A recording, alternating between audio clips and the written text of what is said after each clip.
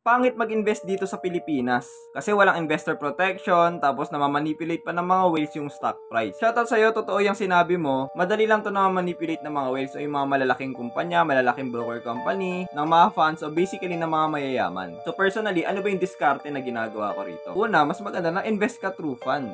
Sumali ka na sa mga malalaking kumpanya. Kagandahan nun, may nag-i-invest para sa'yo. Kumbaga sila na yung maglalaan ng effort, maglalaan ng time nila para mag-invest. Tapos ikaw, pwede mo gawin yung trabaho mo o yung business mo at doon ka nakafocus. Pangalawa, ginagawa ko long term. Kaya nai-immune ako dun sa fluctuation o yung taas-baba ng market dahil long term naman yung horizon ko. In the span kasi na, sabihin natin 30 years ng stock market, pataas lang naman siyang pumupunta. Also, promising ang growth ng Pilipinas kasi imagine sa US, 500 na ang companies nila dun sa index nila. Samantalang dito sa Pilipinas, 30 pa lang. So kung long term ka, based on the history ng stock market, sure na lalago yung pera mo dito. Number 3, peso cost averaging. Kumbaga, consistent ako nag-i-invest on a regular basis.